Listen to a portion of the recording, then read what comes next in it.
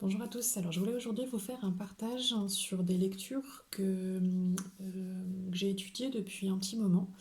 Ça fait quelques années maintenant que je suis dans le développement personnel, déjà pour moi-même, et maintenant aussi pour accompagner les personnes que je côtoie, que je rencontre, dans une libération. Donc j'ai beaucoup travaillé sur moi, je dirais, ces 15 dernières années. euh, pour vraiment aller trouver qui je suis, euh, comment je fonctionne. Dans notre, euh, dans notre évolution, on, on est calqué par rapport euh, au- à l'éducation qu'on nous donne, on va dire. Et on n'est pas vraiment qui on est. On est une reproduction de ce que nos parents, de ce que la société veulent nous montrer de nous. Donc c'est pour ça que je me suis attardée sur quelques lectures. Et donc j'en ai sélectionné quelques-unes que j'ai trouvées plutôt intéressantes. Donc déjà pour se libérer de certaines pensées, de fonctionnement de la société, de la communication, de manière générale, toutes ces choses-là. Alors le premier, je pense que vous devez peut-être le connaître, c'est les quatre accords Toltec, que j'ai trouvé très intéressants et qui reviennent au fur et à mesure. Ça fait longtemps que je l'ai lu, et, euh, et je le trouve très intéressant dans sa façon d'être de manière générale. C'est vraiment, comme c'est mis, en fait, c'est vraiment un code de conduite capable de transformer rapidement votre vie en une expérience de liberté, de vrai bonheur et d'amour. Et c'est vraiment ça, en fait. C'est se détacher comment dire, de certains principes que nous avons déjà et vraiment repartir sur un nouveau code de conduite. Donc voilà, c'était la première lecture et j'en ai eu d'autres avant, mais c'est voilà, celle-ci qui m'a vraiment captée. L'autre livre que j'avais lu, c'était plutôt sur la communication. Sur la communication, alors est-ce que je peux vous montrer le triangle? Bon, je vais pas l'avoir ici. Voilà, je l'ai ici. C'est alors déjà le livre, c'est Victime, bourreau, sauveur. Donc c'est vraiment comment sortir du piège dans la communication. Dans la communication, en fait, il expliquait qu'il y a toujours un bourreau, un sauveur et une victime. Donc ça, c'est le triangle de Cartman. Et le livre, du coup, traite de ce sujet-là. Et quand on est dans des discussions, souvent, vaut mieux s'en soustraire en fonction du rôle qu'on va jouer dans la discussion, dans la communication. Les rôles peuvent se changer aussi, où on prend le rôle du bourreau et que d'un coup, paf, ça brille et on passe en victime. Beaucoup de personnes aiment beaucoup se victimiser. Donc voilà, j'ai trouvé cette lecture qui est plutôt intéressante. Euh, ouais, j'aime beaucoup, je trouve que ça sert vraiment tous les jours. Après, j'ai commencé à m'intéresser à ce que notre corps nous dit. Parce que, hormis la communication, il y a beaucoup d'autres choses. Et alors, j'en ai un, il y en a plein qui existent. Moi, j'aime bien celui-là. C'est le grand dictionnaire des malaises et des maladies de Martel. Ce que j'aime bien en fait là-dedans, c'est que de comprendre vraiment que notre corps nous parle. Et ça rejoint beaucoup de choses que j'apprends là maintenant. Euh, des symboliques de territoire, de symboliques d'émotions, de choses qu'on porte, etc. Et dans ce dictionnaire, vraiment tout est détaillé. Et même si on ne se retrouve pas exactement dans la description, ça mène un petit peu à la réflexion. Et voilà, je le trouve plutôt assez intéressant. Après, il y a certaines notions où, voilà, par exemple, quand il nous parle des vertèbres, hein, où voilà, à part aller chez l'ostéopathe et demander bah, où est-ce que c'est bloqué, voilà. Mais sur beaucoup de, je vois par exemple la digestion, le diabète, voilà, sur beaucoup de mots, hein, euh, on dit toujours le mal a dit pour la maladie en langage des oiseaux. Le corps nous parle. Voilà, il y a beaucoup de notions en fait qui se recoupent et on en revient toujours à la même chose que bah, notre corps nous parle. Donc c'est bien de l'écouter, voilà, de comprendre ce qu'il nous dit. Après ça, je suis passée. Alors, donc ça, c'est une lecture que j'ai essayé euh, il y a un petit moment de ça, mais j'ai toujours mon marque-page et j'en arrive pas à bout. C'est le pouvoir du moment trésor, du moment présent des cartes Tollé. Euh, En soi, c'est super intéressant, mais en livre, j'ai beaucoup de mal. Alors j'ai trouvé, si vous allez sur YouTube, il y a un lien pour le livre audio du pouvoir du moment présent.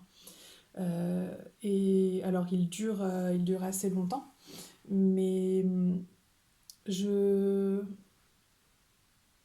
j'arrive plus facilement à intégrer. Donc après, tout dépend de votre mémoire aussi. Mais j'arrive plus facilement à intégrer ce qu'il explique sur le livre audio qu'avec le bouquin. Mais c'est une mine d'or, hein. Vraiment, je trouve ça, mais c'est voilà, c'est guide d'éveil spirituel, mais c'est exactement ça, hein.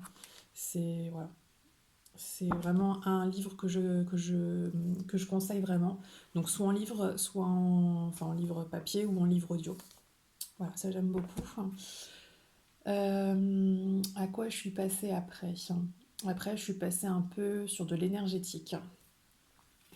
Sur de l'énergétique. Donc là, c'est un livre de Serge Boutboul, Comment percevoir et agir sur les mondes subtils qui nous entourent. Donc pour certaines personnes qui commencent à percevoir ou qui s'intéressent justement à toutes ces perceptions, euh, beaucoup de notions qui sont abordées. Par exemple, rien que sur les chakras, comment percevoir l'énergie, comment travailler avec l'énergie, comment développer aussi ses sensations. Et je l'ai trouvé plutôt assez intéressant. Voilà, j'aime bien celui-là. Je l'ai terminé il y a un moment, mais ouais, je le trouve plutôt chouette, hein. Donc voilà, pour la partie énergétique. Et puis après, sur la partie énergétique, c'est d'autres notions à côté, mais plus en exercice à deux ou avec moi-même, ou voilà. Mais voilà, le livre est très bien fait.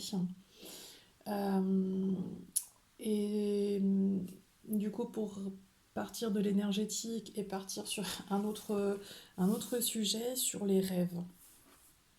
Euh, Souvent, alors déjà sur le principe, on dit souvent qu'on ne se souvient pas de nos rêves. Alors oui, donc sur les rêves, donc oui, ce que je disais, que certaines personnes ne se souviennent pas de leurs rêves ou disent non, moi je ne rêve pas. En fait, on rêve toujours, hein. Sauf qu'on s'en souvient pas forcément comme ça. Parfois, on peut essayer de repartir en méditation pour essayer de se souvenir de ce qui s'est passé. Ce que je trouve intéressant, c'est que les rêves, c'est le fonctionnement de notre inconscient. Et notre inconscient nous raconte beaucoup de choses. Et donc dans ce livre, donc c'est le livre de Catherine Debelle, Le Grand Dictionnaire des rêves, et que je trouve très intéressant. Dans une première partie, en fait, elle va vraiment expliquer euh, les rêves, le fonctionnement des rêves, provoquer aussi les rêves pour mieux être, comment diriger, contrôler vos rêves, etc. Enfin, je trouve très, très complet en fonction des planètes, en fonction du jour de la semaine, en fonction de voilà, toutes ces choses-là. Donc ça, sur la première partie, je trouve ça très intéressant. Et après, elle donne plein de symboliques, sur par exemple les pierres, sur les pierres, sur des... alors là, c'était par rapport au tarot. Si jamais on rêve des arcanes du tarot, elle donne du coup des significations. Et après, elle part vraiment dans le lexique. Et je pense à peu près tous les sujets sont abordés. Si on rêve d'un endroit humide, d'un huissier, qu'est-ce que j'ai si on rêve d'un gala, si on d'un examen, enfin voilà, vraiment la plupart des sujets sont évoqués dedans. Et je trouve que ça, pareil, ça donne comme le dictionnaire des malaises et des maladies qui peuvent vraiment nous indiquer ce que notre corps nous dit. Là, c'est vraiment essayer de comprendre ce que notre inconscient essaie de nous dire. Donc voilà, j'ai trouvé très intéressant. Et après, je suis passée sur d'autres dimensions euh, pour travailler sur moi-même. Euh, je suis allée un peu plus en profondeur au niveau de la thérapie, au niveau de l'inconscient. Et j'ai commencé à travailler sur mon arbre généalogique. Et pour m'accompagner, j'ai trois livres, deux livres sur la psychogénéalogie de Anne Ancelin. Donc il y a celui-ci sur la psychogénéalogie, il y en a un autre sur des exercices et qui explique en fait ce qui se passe dans un arbre, ce qui est retransmis, tout ce qui va être euh, les transmissions, tout ce qui est transgénérationnel, toutes les loyautés. Elle explique comment faire un arbre. Donc après, il y a différentes écoles. Voilà du coup un exemple. Voilà, et je trouve ça plutôt complet comme ouvrage. J'aime beaucoup sa façon de penser aussi. Voilà, donc ça c'était une des lectures. Et donc j'en ai un autre d'Anne Ancelin aussi que je vous ai pas sorti. Donc voilà, guérir les blessures familiales et se retrouver soi. Donc voilà, très intéressant. Pour continuer à travailler sur mon arbre, j'ai acheté la alors c'est de Véronique César sur la symbolique des métiers. Pareil, super intéressant, qui explique que on exerce tous un métier dans le but de travailler ou de libérer quelque chose. Euh, je regardais tout à l'heure le métier d'électricien par rapport à un de mes amis qui est électricien. Et en lisant du coup l'explication de ce qu'est un électricien, je retrouve vraiment en fait sa personnalité, je retrouve vraiment par rapport à son contexte familial vraiment ce qu'il est venu travailler ici. Et c'est pas pour rien en fait que dans notre vie on va pas forcément exercer qu'un seul métier, mais peut-être plusieurs métiers, peut-être deux, peut-être trois, peut-être plusieurs différentes expériences. Parce qu'une fois euh, qu'on a vraiment travaillé sur cette problématique, sur cette mise en lumière, alors voilà, on a de la visite, sur cette mise en lumière, euh, on peut du coup exercer un autre métier.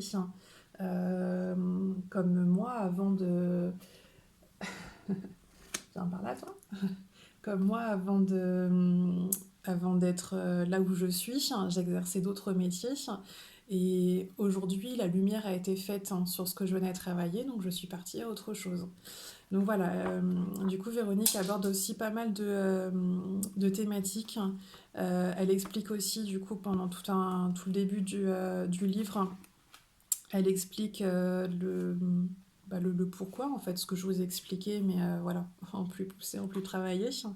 Euh, voilà, en expliquant qu'on a plein de potentiel et que c'est vraiment aller tout explorer et pour évoluer aussi. Donc voilà, je trouvais très intéressant celui-ci. Et le dernier que je suis en train de lire, donc là j'ai presque fini. Alors j'aime beaucoup Jacques Salomé. Et alors le livre, je le balade un peu partout, donc il commence à être un petit peu abîmé. Et le livre, c'est Voyage au pays de l'amour. Donc au pays de l'amour, donc plusieurs pays. Et là, c'est mon livre du moment et celui-ci, mais je l'adore, hein. Je le conseille, mais très très très très fortement. Euh, on est souvent déconnecté de ce que c'est l'amour, hein, d'une véritable relation d'amour, de l'amour avec soi, de l'amour pour les autres, hein.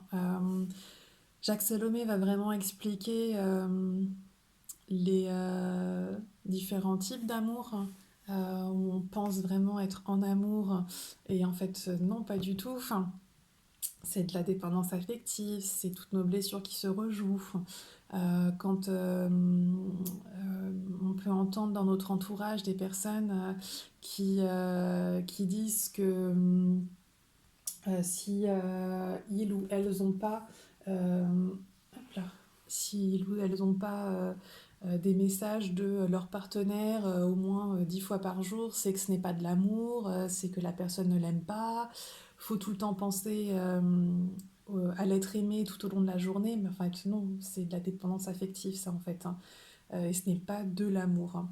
Et Jacques Salomé traite du sujet, mais sur tous les domaines, que ce soit de l'amour, du désir, du devenir du couple, de, qu'est-ce qu'il y a, des chagrins d'amour, des ruptures. Comment fait-on quand dans un couple les deux n'ont pas le même désir, n'ont pas les mêmes besoins? Est-ce que du coup ça amène directement, enfin forcément à la rupture? Enfin vraiment il y a énormément de sujets qui sont abordés sur l'amour de manière générale et donc aussi sur cette notion de couple. Et voilà, donc il me reste quelques pages encore pour le finir, mais vraiment je conseille, mais plus que tout. Donc voilà, c'est les petits partages que je voulais faire là sur les derniers ouvrages que j'ai étudiés. J'en ai encore d'autres en réserve, mais chaque chose en son temps. Et puis voilà, au besoin ou à l'envie, je vous ferai d'autres partages. Donc voilà, bah écoutez, bonne lecture à vous et je vous souhaite une belle journée.